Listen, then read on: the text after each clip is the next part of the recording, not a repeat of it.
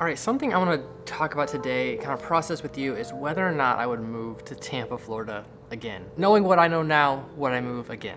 Here we go.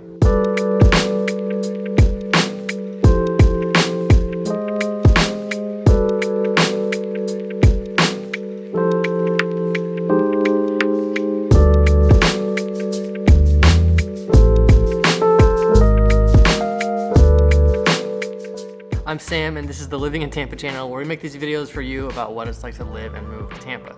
And we love to make these videos for you, but more than we love to make these videos, we love to help you buy and sell real estate in the whole Tampa area. We've got a team of realtors here to help you. We'd love to get a call, text, or email from you anytime. Hop on a Zoom call, just kind of connect about how we can best help you. So I moved to Tampa, Florida, May of 2020. And the move was not completely my choice. Of course, there's other videos on the channel about that move. Long story short, during the pandemic, we wanted to move to be closer to family. We wanted to move to kind of have this lifestyle change, start a new business.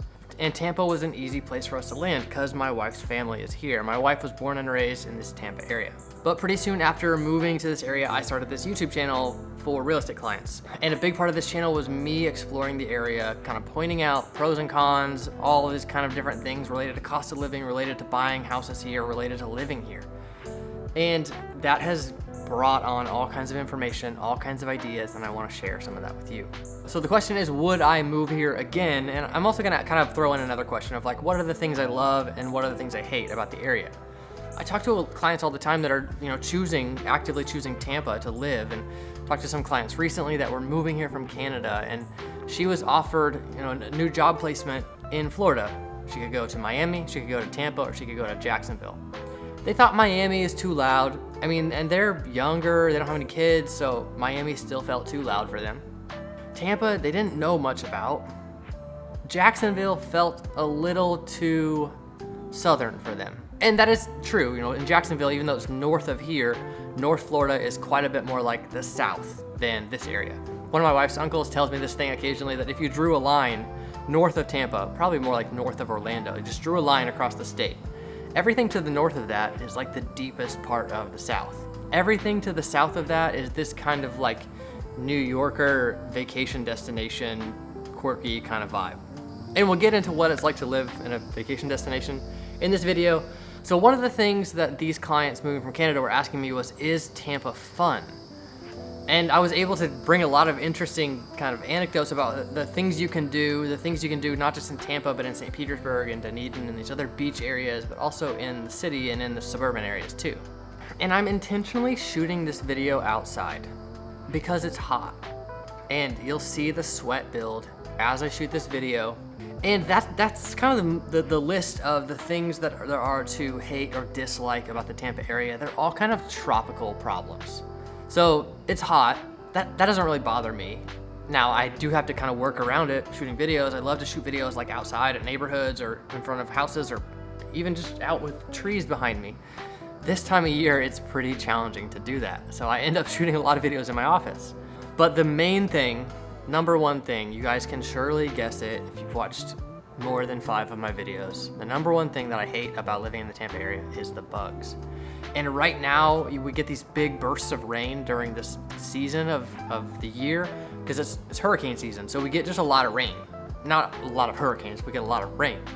Every time it rains, spawns more bugs, more mosquitoes, more gnats, more all kinds of stuff biting. And I just get bit like crazy. Even the rest of my family gets bit a lot right now. And typically they don't get bit as much as me, but like after a big heavy rain, we all just get kind of chomped. My son is like slapping his legs and like bleeding because he's scratching. He's 1.5 years. Obviously he doesn't know to not scratch them, but it's just kind of sad. And it's just something you have to work around. I actually bought one of those thermocell things recently. This is my backyard, and I'm gonna plug it in over here. It's like rechargeable, it emits some kind of butane to keep the bugs away from you. So we'll be able to take it out into the yard if we're like playing in the yard and just kind of have it around us. Or there's a garden around the corner if we're working in the garden, to be able to have that out there with us so we don't just get destroyed. So you don't spend all this time like kind of watching, like, are they coming? Like, I gotta get them. That's what I end up doing. Okay, the second thing that I dislike about living in the Tampa area is that it is a big vacation destination for a lot of people. And not just the beaches, but amusement parks and maybe spring baseball. People have family that have visited down here over and over again for years, and so they kind of make it a new pattern of their family to come do a little vacation here every year. And that just has its quirks. So traffic just gets crazy. I mean, even right now when it's super hot, like driving through Clearwater Beach, this little strip over here, driving north and south through Clearwater Beach on a weekend is just like bumper to bumper traffic, like, and it's crazy. And it's like the low season right now when it's so hot. And this time of year, it's super hot, so you don't have as many people going to the beach, and you don't have as many people on vacation here. So it's still crazy even right now. Okay, the third thing that I dislike about the Tampa area, which I already kind of mentioned, is hurricanes. Like they're just a thing you have to kind of deal with. Every storm season, which is like May to October, it's half of the year, literally. You've got storms that come and go. They're not always big hurricanes. They don't always get a name, but you do just have these like days of raining, and then the bugs come, and it's just like a thing to deal with. Like you're always kind of thinking about hurricane weather. And the house we live in, there's certain ways that you get a house ready for a hurricane, whether that's boarding up the windows or putting sandbags in front of the doors. There's a lot of those things that people do if they're gonna like go somewhere else during a storm. Now you don't always have to evacuate, but sometimes it's just easier. Our house even has like a generator hookup where you can set a generator out, start the engine, plug it into the wall, and it provides power to a lot of the house. Those kind of things are, kind of appropriate in some settings down here, but all that is just new stuff that you probably haven't dealt with. That's why it's on the con list. It's not that big of a deal to deal with it, but it's just new stuff you're gonna have to deal with. Okay, next thing, flood insurance. Kind of goes along with the hurricanes, but also just goes along with living close to the water. So we moved into this house just this past week. The house we left, our flood insurance, like I had told you in other videos, had gone from $2,500 when we bought the house to $4,600 2.5 years later. Just with the changing of flood zones, the changing of flood maps, the changing of insurance requirements through like the state subsidized citizens insurance, all of it's like super complicated. And I still got another letter saying that my flood insurance didn't meet the new minimums required. And so I've got to call my insurance broker and make sure that he submitted the paperwork to prove that I did that, so my other policy doesn't get questioned or dropped. Or insurance, not just flood insurance, but insurance in general down here is a bit of a nightmare. And I did a kind of an update video on that recently. Check out that video linked up above. Okay, sinkholes. Another thing that is a thing in Tampa is sinkholes as a major negative, but it's kind of marketed aggressively. Calling it a sinkhole is very different than calling it like soil settling. So like, for example, in Colorado, the ground's a lot harder, and so sewer lines can break a lot easier than they can here. So it's a big deal when you're buying a house there to really inspect the sewer line to make sure it hasn't shifted or things like that. That's essentially what a sinkhole is. It's just the ground shifts a little bit, but sometimes it's more intense. Sometimes it's like the foundation on the edge of your house like shifts a little bit and the wall cracks. It's not like the ground opens and your house falls in. That's kind of how the name sinkhole kind of sounds like that. A lot of insurance companies don't even cover sinkhole damage. You'd have to apply that as additional coverage. Okay, the final thing on this list of negatives. I was in Colorado recently in Denver, and I noticed just how new everything feels. New roads, new warehouses, new shopping areas, all those kind of things.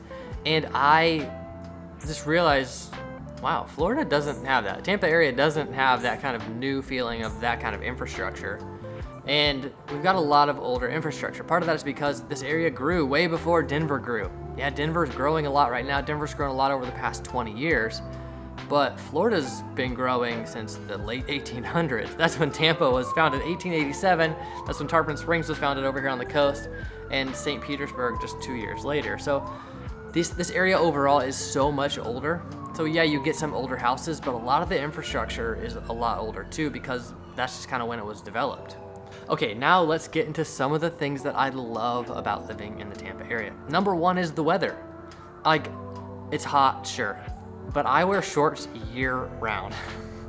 And I kind of make a point to do that when it's like Christmas time. Yeah, I'll occasionally like getting out a hoodie or something, but I'm like, I live in Florida, so I can wear shorts all the time. My feet always have a flip-flop tan, and a lot of you want that kind of warm weather, and that's why you're drawn to this area in the first place. Okay, so number one was shorts weather year round. Number 2 is charming old towns. As I said, on the negative list, there's a lot of old infrastructure, but a lot of these are really charming old towns like Tarpon Springs and Dunedin and Safety Harbor and St. Petersburg and even Seminole Heights, even downtown Newport Richey right on the river. It has this really charming vibe. Okay, next on the list of positives are the new growing suburbs. Now, we live pretty close to those suburbs now in an older neighborhood, but those new suburbs bring all kinds of investment and new people and big communities that provide, not just big houses, but provide, new apartments and new shopping areas and new little downtown areas. Some of these neighborhoods are really working to build new little downtowns. Avalon in Wesley Chapel is doing that, which is about 4,000 homes going in there. And then Angeline in Land O'Lakes, that I've made some videos about previously, is also planning some kind of little commercial downtown as a part of the neighborhood. And all that would still be accessible to the public, and it just kind of brings some of the charming elements from the smaller towns by the coast to the suburbs, which I think is really cool. But all that to say, like, all this new suburb development also makes the roads better. It drives a lot of this development and also makes the schools better. And we should talk about some schools. We'll do that in the next video. We're gonna talk about some of the pros and cons of like Newport Richey. We'll talk about some of the schools too. Okay, next on the pro list, the love list, the like list, is growing downtown. So downtown Tampa and downtown St. Petersburg, about 20 billion in luxury condos under development. And all those luxury condos have like nice commercial restaurants and shopping on the bottom floor. All of this just drives people with money to spend into the economy to spend the money, and that's what you want. There is a downside, it makes everything a bit more expensive, and the potential big downside is it could make taxes more expensive because people move from other places with more expensive taxes and they expect infrastructure down here to match where they moved from, and that's kind of this constant battle with this influx of people. And last on the love list, and this is a big deal for me, and I don't quite know why yet this is so important to me, but the people move here because they want to move here. Now, we moved here half because we wanted to, half because it was kind of the right spot, the pieces kind of lined up. And a lot of people move for that reason, but a lot of you that reach out, and just a reminder, reach out, move here because this is where you want to live. This is where you want to raise your family. This is not just where you ended up or where the job was. Maybe it is where the job is, or maybe you have a few options in Florida, but a lot of people that are choosing Tampa are actively choosing it, and that creates a pretty interesting vibe. So yes, I would move to Tampa again. In Florida, it's still the place I would choose, and not just because of family. So if you're thinking about moving here, we want to hear from you. Our phone number and email are right there on the screen and in the description down below and on the artwork on the channel homepage and everywhere. We would love to hear from you. Give us a call, text, or email, and thanks for coming by.